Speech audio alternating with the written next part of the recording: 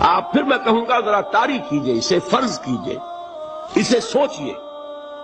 اگر اس حدیث پر ہمارا دل ٹھکا ہوا ہو تو کسی سے ڈر ہوگا؟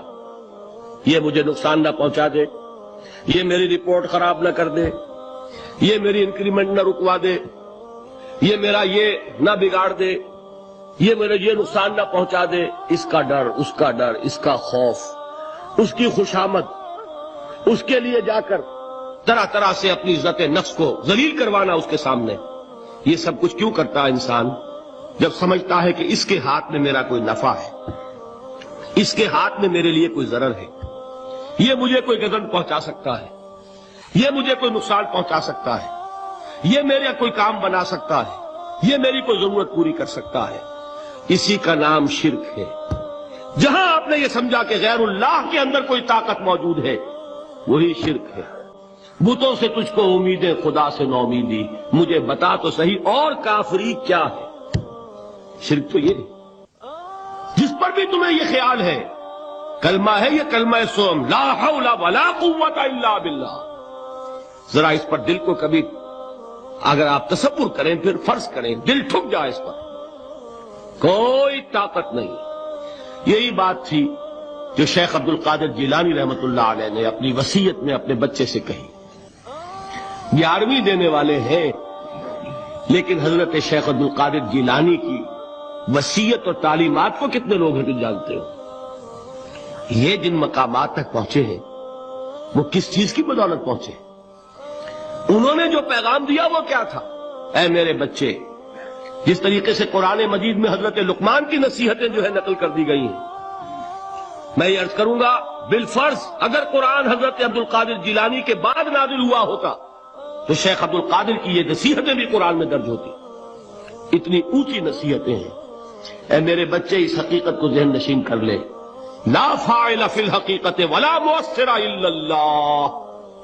اس کائنات میں نہ کوئی فاعل حقیقی ہے، نہ مؤثر حقیقی ہے سوائے اللہ کے۔ کسی شے میں کوئی تاثیر نہیں اگر اللہ نہ چاہے۔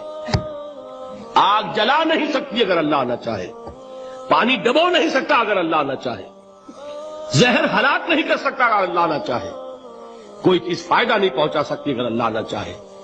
تو در در پہ کیوں سر جھکاتے ہو؟ در در پر کیوں جبیں سائی کرتے ہو؟ سب کے سامنے کیوں ہاتھ پھیلاتے ہو؟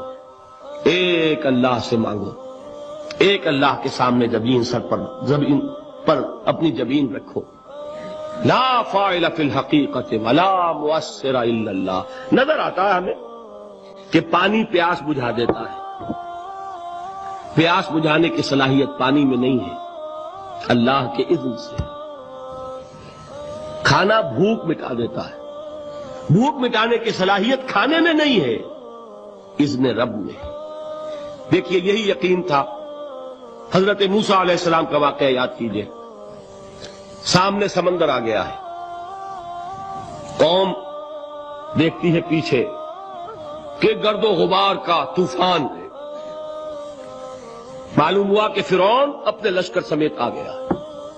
لشکر جب چلتا تھا تیز رفتاری کے ساتھ تو گرد و غبار کا جو طوفان اٹھتا تھا اس کا تصور کیجیے، اور لمحہ بلمحہ وہ قریب آ رہا ہے۔ پوری قوم نے کیا کہا؟ اے موسیٰ انا لمدرکون، اے موسیٰ ہم تو پکڑے گئے۔ قرآن مجید نے تو یہاں وہ باتیں نہیں لکھی ہیں، لیکن تورات میں یہ درج ہے کہ بنی اسرائیل جھگڑنے لگے، دست و گریبان ہو گئے موسیٰ کے ساتھ۔ موسیٰ ہمیں یہاں مروایا لا کر، اس سے تو ہم ہی بہتر تھے، وہاں کھانے کو ملتا تھا، زندگی تو تھی، بیگار ہم کر رہے تھے، موت تو نہیں تھی۔ اب جو کچھ ہوگا اس کا تصور کرو، جس طریقے سے ہمارے ٹکڑے اڑائے جائیں گے۔ تو لڑ رہے ہیں حضرت موسیٰ علیہ السلام سے، یہ تورات کی تفصیل ہے۔ قرآن میں صرف اتنا آیا ہے، پریشان ہو کر انہوں نے کہا انا لمدرکون، موسیٰ ہم تو پکڑے گئے۔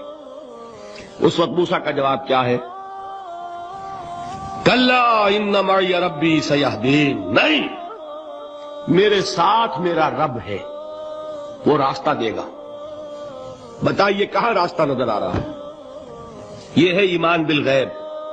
راستہ نظر نہ آئے تب اللہ پر یقین ایمان ہے۔ جیب میں پیسے ہوں اور تب دل کو اطمینان ہے، تو ایمان کس پر ہوا؟ پیسے پر، اللہ پر نہیں۔